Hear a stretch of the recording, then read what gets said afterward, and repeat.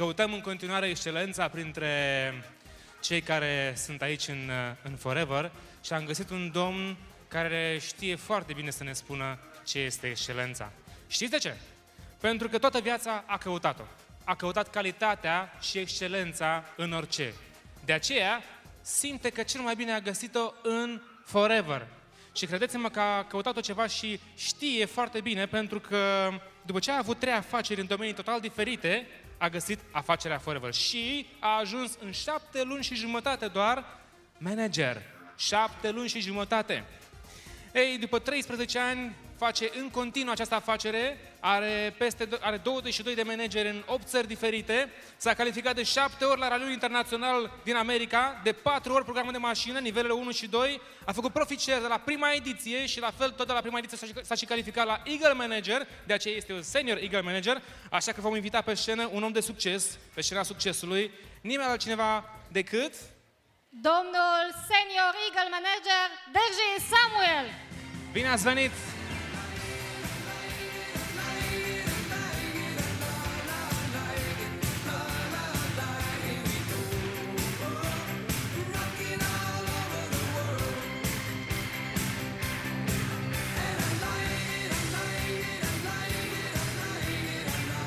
Mulțumesc foarte mult! E cald aici. Da, după ce v-ați energizat,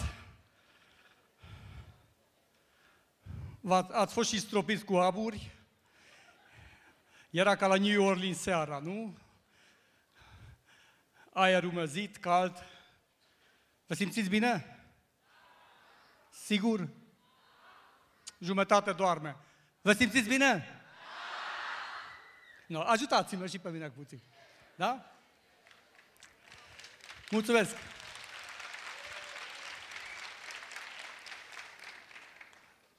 Eu aș dori să mulțumesc foarte mult acelora care au avut încredere în mine și m-au urcat aici pe scenă.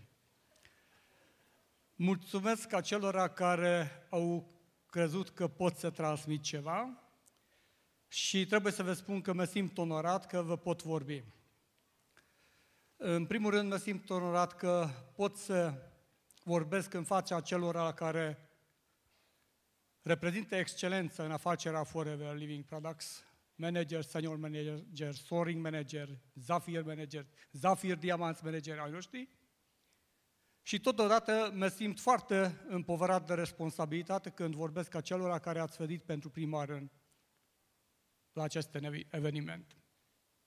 Aș dori să vă fiu oglinda dumneavoastră, o oglindă care să vă reprezintă, numai că vorbesc mai prost românește. Deci, uitați-vă la dumneavoastră, da? Eu sunt oglinda, numai că ediția mai proastă în limba română, da? Dar ceea ce vreau să vă transmit, în schimb, este valabil. Când mi s-a cerut să spun despre ce aș dori să vorbesc, că m-am gândit la foarte multe lucruri tehnice. Am și făcut câteva schițe, cu toate că nu mă reprezintă, fiindcă tot nu spun ceea ce am scris, am notat, și spun ceea ce simt în momentul acela. Poate de aceea nu sunt încă diamant. Nu se știe. În schimb, m-am gândit ce aș putea să transmit. Și am zis că ar fi bine să transmit acelora care au venit pentru prima oară ceea ce reprezintă pentru mine această oportunitate. Și nu numai pentru mine, ceea ce reprezintă în societatea noastră. Nu știu dacă vă uitați la tembelizor. Râdeți, dar e cel mai scump aparat din casa dumneavoastră. De ce este cel mai scump aparat? Fiindcă nu este ieftin. Cine a luat împrumut pentru a cumpăra un tembelizor? Nimeni? Nimeni? Nu sunteți sinceri. Mulțumesc. Deci nu este ieftin. Al doilea lucru, cablu costă? Costă și nici nu vede ce vreți. Nu? Apoi, cel mai important lucru, vă fură timpul, oameni buni. Vă fură timpul, care este cel mai important și e foarte determinat. Timpul dumneavoastră. Și dacă totuși v-ați uitat la televizor și ascultați și citiți media, scrisă sau tipărită sau audio, nu știu dacă ați văzut cum se fac starurile. Ați văzut? Deci tot vă uitați la televizor. Nu știu dacă ați văzut cum se fac din oameni, cum să traduc eu,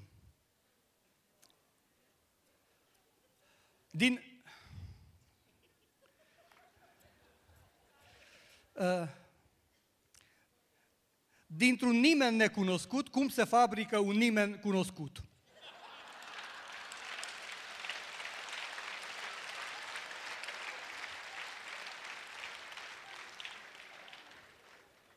Nu vă uitați la divorțuri, de exemplu, da? M-am informat. Este interesant cum schimbă media valorile în societatea noastră. Și vorbim și de criză, nu?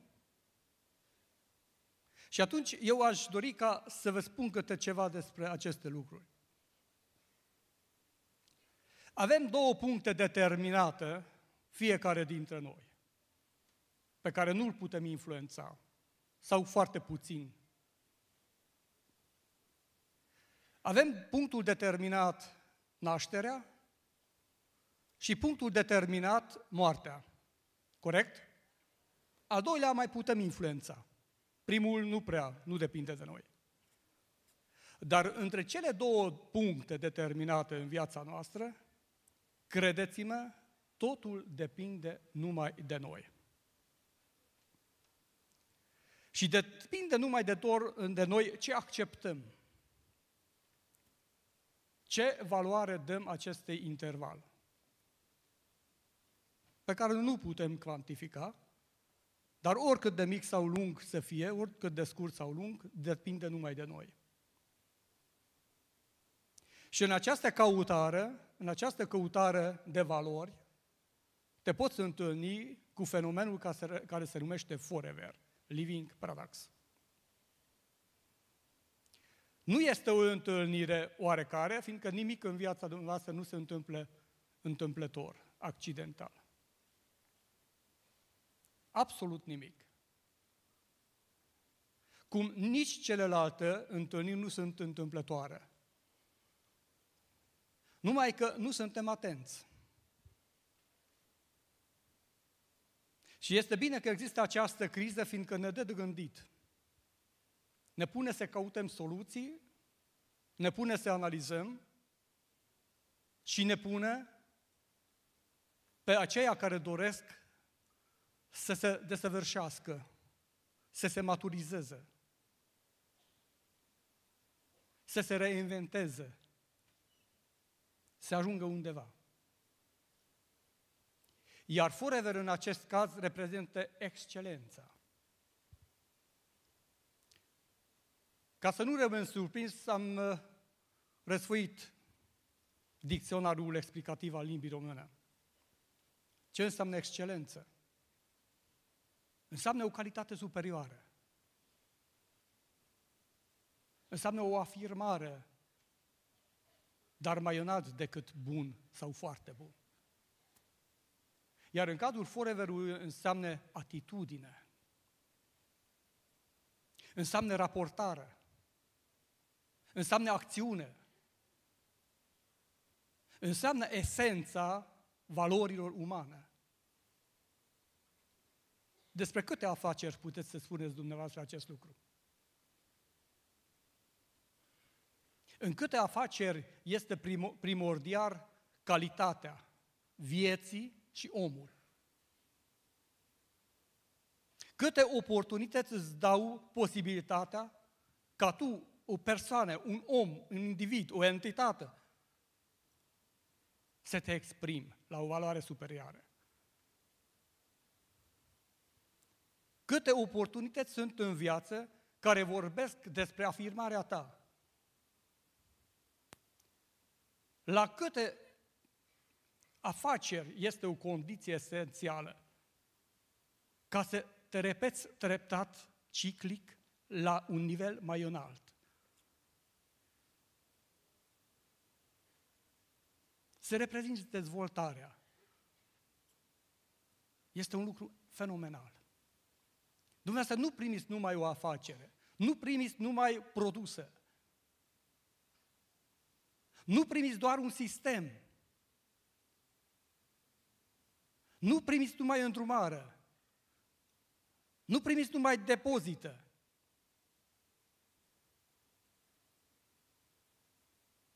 Nu primiți numai controlul afacerii dumneavoastră personalizate pe internetul firmei. Dumneavoastră primiți mai mult. Șansa ca să vă dezvoltați. Șansa ca să reprezentați excelența. Șansa de a te comporta altfel. Poți să-ți dezvolți un alt ego. Un alt eu pe care poți să-l proiectezi și poți să-l înfăptuiești. Foarte rar ți se dă șansa ca să poți să stabilești un exemplu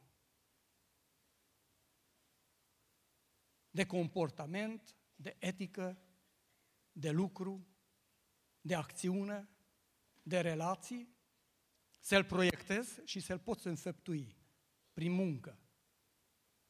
În același timp, îți umpli buzunarul de bani. Este ceva fenomenal. Dar noi, oamenii, suntem foarte interesanți. Ce este cel mai important lucru pentru un om? Încă? Nu cred. Sigur? Da? Sănătatea, zicea și un copil, da? Sănătatea, oameni buni. Sunteți de acord că sănătatea este cel mai important? Și ce faceți zilnic pentru el?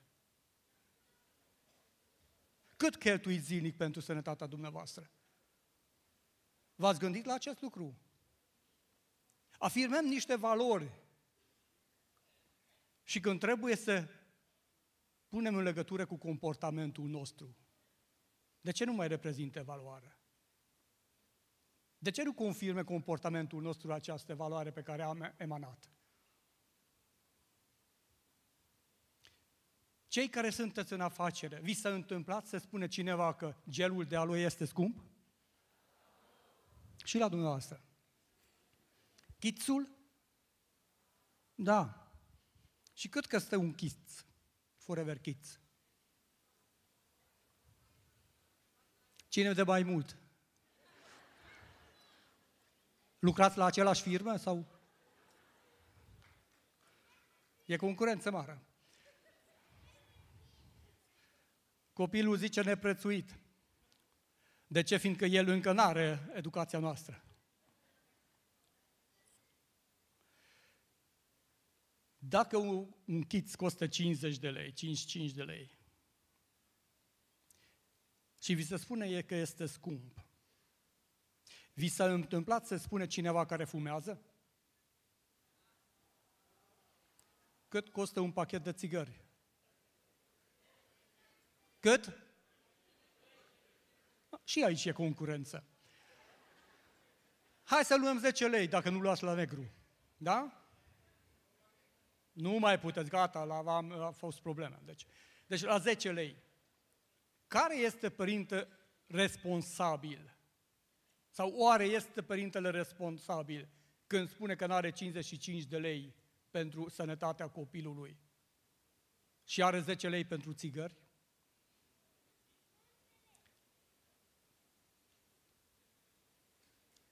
Cinci pachete de țigări pentru un copil pentru sănătatea copilului tău. E scump? Sau gelul de aloe, 10 pachete de țigări. Asta înseamnă că ar trebui să fumezi cu 3 sferturi mai puțin decât fumezi zilnic, ca să-ți permiți un gel de aloe. E scump? Ca să pornești o afacere, un fumător câte țigări fumează? Eu când am fumat, fumam cel puțin un pachet de Carpați fără filtru. Înseamnă că nu mai fumez de mult, nu? Asta înseamnă 30 de pachete de țigări lunar, da? Asta înseamnă 300 de lei. Cu cât poți să pornești în afacerea asta? 250 de lei, da? Merită să te lași de fumat ca să dai o șansă familiei tale și să recrădești viața familiei. Atunci suntem sinceri când vorbim despre sănătate, că este valoros. Suntem sinceri când spunem că banii contează. Suntem sinceri când spunem că familia este important pentru noi. Oare suntem sinceri? Dar avem soluții. Se spune că budismul are 5 principii de bază. Unul este aproape identic cu creștinismul, nu? Ci că viața este dureroasă. Vă doare? 2. Durerea are o cauză. Corect? 3. Cauza poate să fie determinată. 4. Cauza are soluții. Și 5.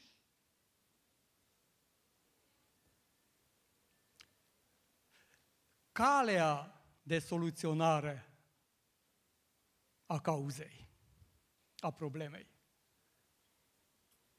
Oameni buni, nu ne este ușor, corect? Fiindcă nu ne este ușor, are o cauză. Corect? Apoi, cauza se poate găsi. V-ați uitat în oglindă? Oare de ce vă este greu? Vă uitați în oglindă sau în oglinda altora?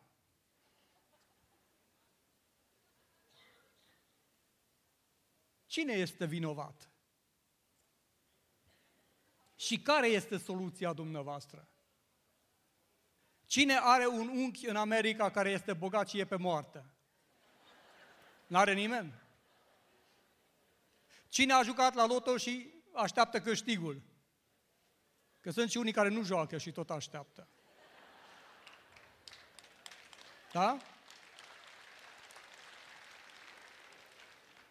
Avem o soluție, oameni buni, munca. Avem o soluție, se numește muncă. Și putem munci în multe feluri și în multe locuri. Dar singurul loc unde poți, cu capul ridicat și fără să fii sclav și să te poți și afirma, pentru mine, a fost firma Forever Living Products.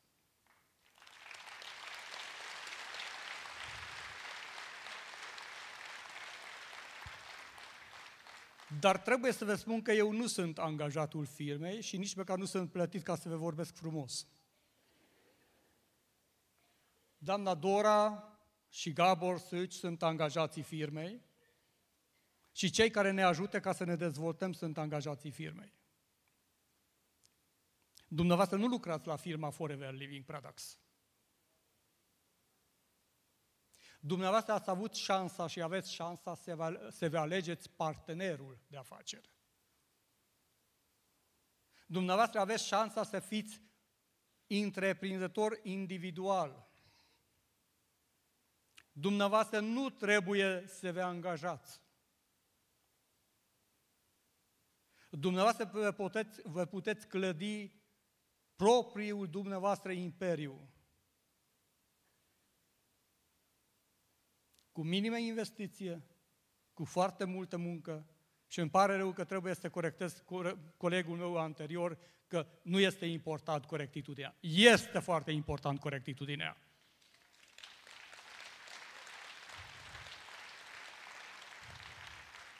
Dacă vrei să construiești pe termen lung și vrei să trăiești bine, este foarte important.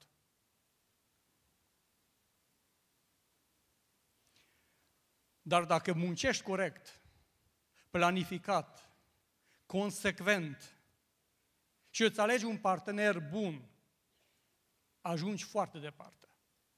Iar firma Forever Living este un partener excelent. Problema este dacă tu vrei să te ridici la nivelul excelenței sale. Problema este tu cu ce vrei să te înconjuri, cu cine vrei să te înconjuri, cu cine vrei să colaborezi, cu cine vrei să-ți clădești imperiul tău, pe cine ajuți ca să clădească imperiul său.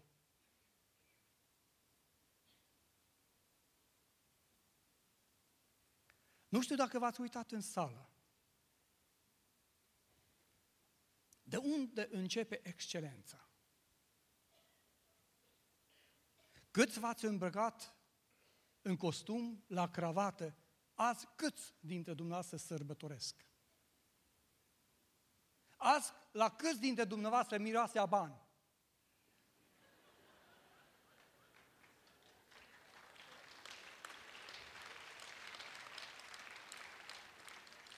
Nu vă supărați, ieșim afară. Și cei care ne ved afară trebuie să vadă că aici miroase a bani.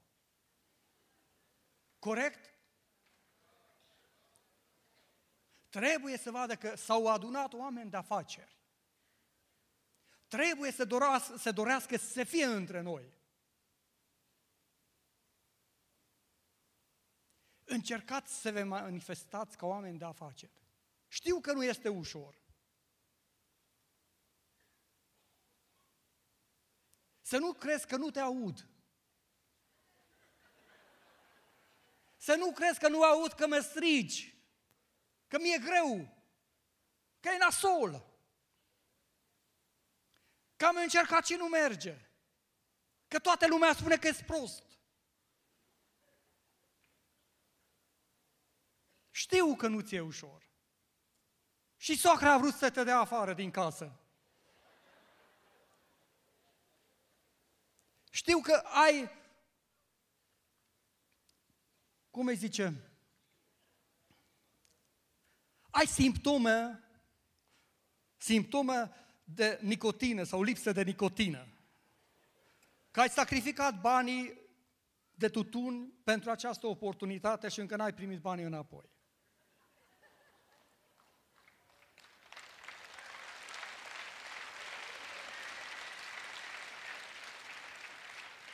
Dar absolut nimănui nu este ușor. Nu vei scăpa de probleme niciodată. Numai calitatea problemelor se schimbă.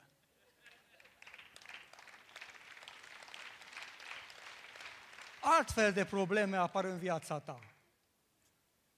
Câteodată nici nu știi unde să te duci, în Hawaii sau în Bahama.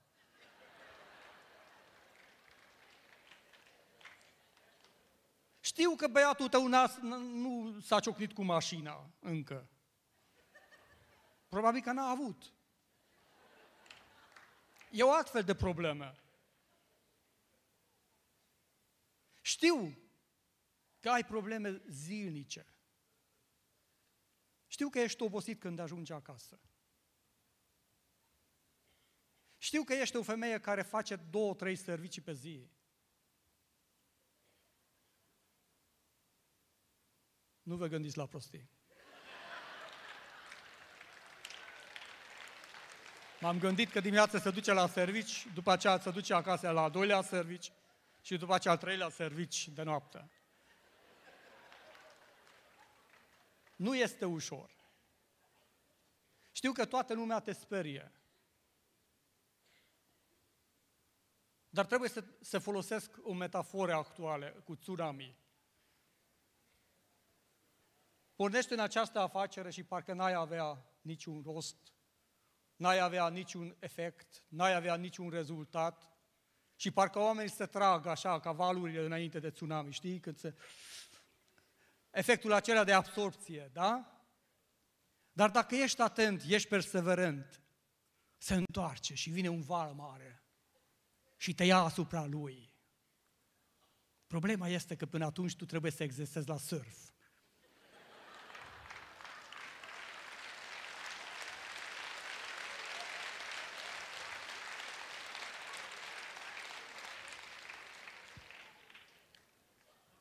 Sunt foarte mulți oameni care doresc să ajungă manageri. Dar dacă tu din primul pas, din primul moment, nu te comporți ca manager, nu vei fi niciodată. Nu vei fi niciodată.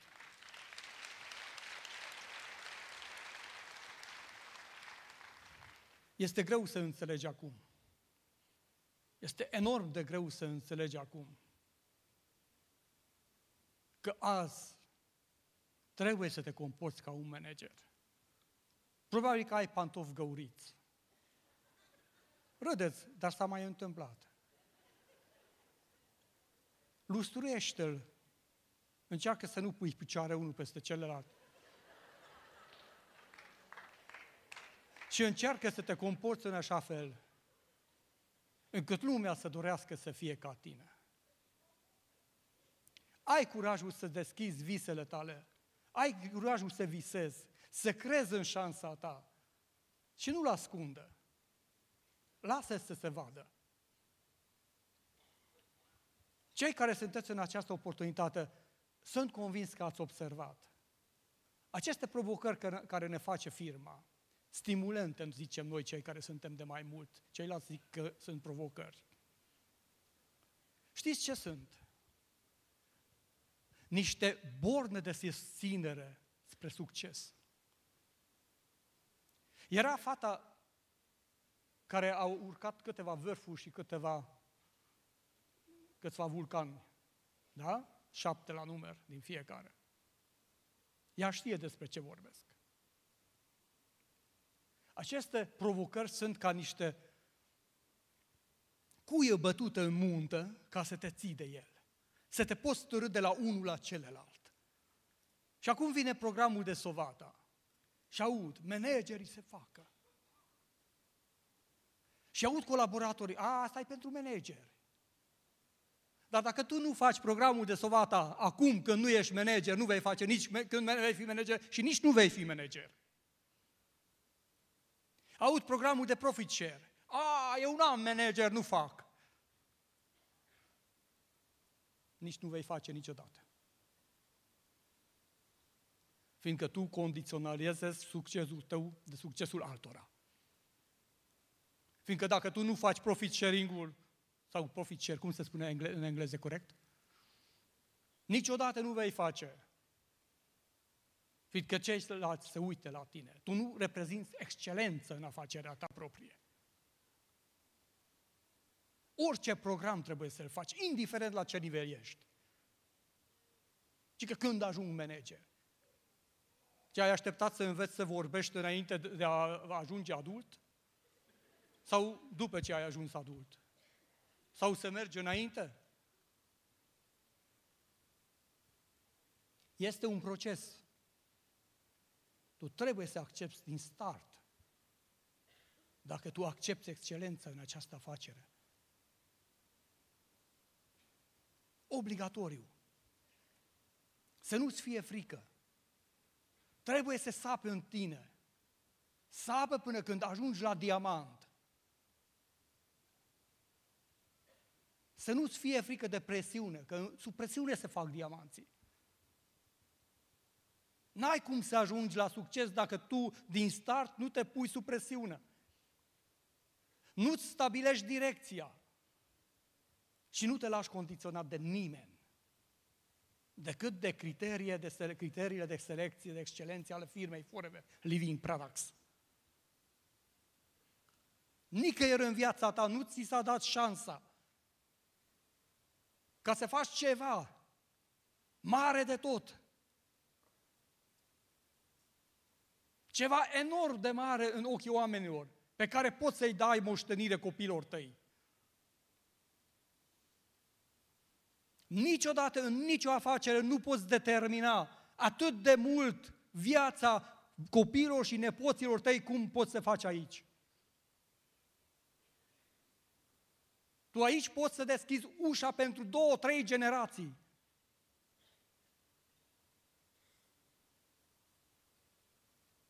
Și numai totul, absolut totul depinde numai și numai de tine.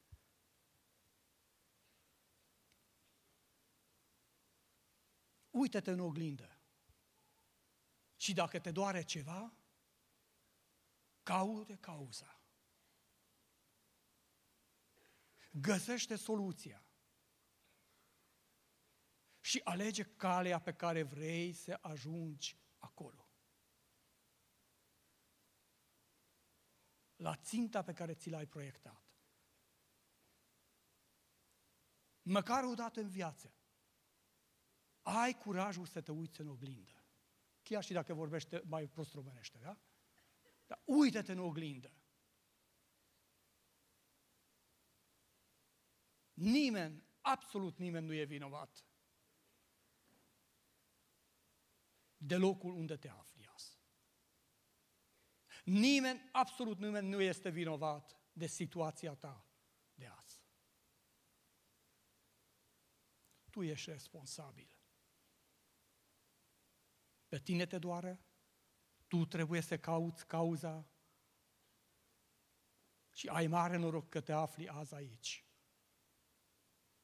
Fiindcă ai găsit și oamenii care te ajută să găsești soluții și să-ți arate și calea. E nemaipomenit acest lucru. Nu știu dacă am uitat ceva din ceea ce am vrut să vă transmit. Știu că sunteți deja obosiți, vreți acasă. Și eu vreau acasă. Dar consider că sunt într-o afacere care reprezintă excelența. Adică știu de ce am venit aici.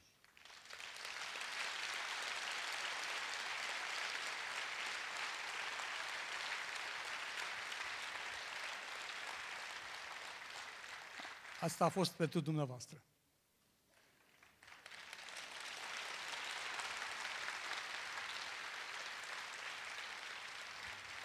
Și dacă sunteți așa de darnici, atunci aș vrea să ridice echipa mea, de care sunt foarte mândru și să-i aplaudați. Toți cei care sunteți. Sunt foarte mândru de voi. Sunt foarte mândru de liderii pe care i-am și care au crezut în mine și în această oportunitate. Mulțumesc foarte mult! Ei sunt excelența mea în această oportunitate. Și mai am cineva pe căruia trebuie să-i mulțumesc foarte mult. Și aș dori ca să vină până aici, știu că fur din timpul dumneavoastră, dar este cel mai important om din viața mea. Este șefa mea.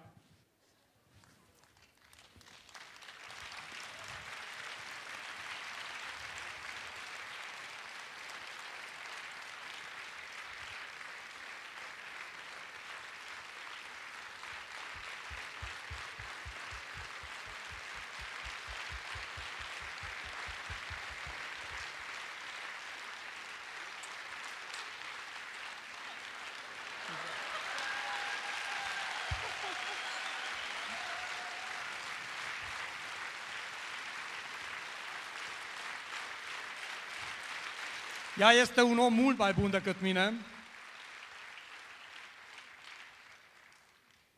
Și ea este care m-a cizelat atât cât m-a putut. Ea este care m-a suportat, mi-a dat 2 copii superbi.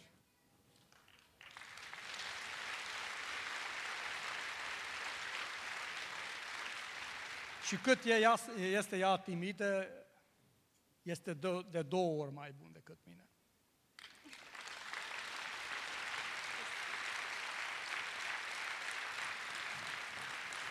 Dacă îmi dați voie, l-aș ruga să spună câteva cuvinte ce înseamnă pentru ea acest... Am emoții. Ce aș putea să vă spun După un speech atât de excelent și lângă un om atât de excelent,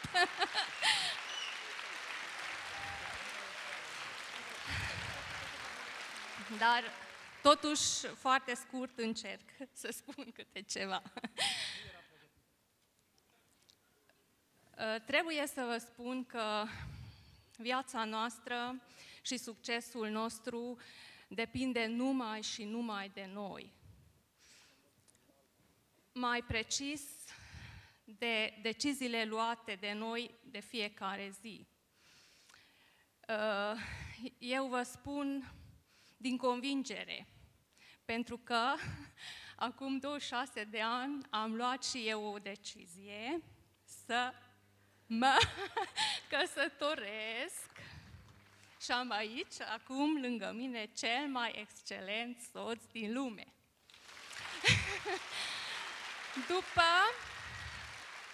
După aceea a venit a doua decizie, cei 2 copii ai noștri, de care suntem foarte mândri.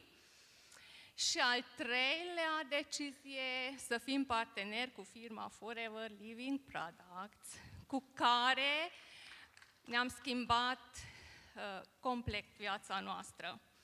Avem un alt stil de viață și de atunci am învățat să nu visăm viața, ci să trăim visele noastre, că sunt comune.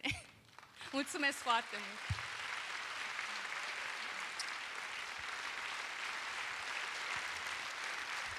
Mulțumim mult! Dar ați observat, ea a luat decizia acum 26 de ani, eu încă nu știam.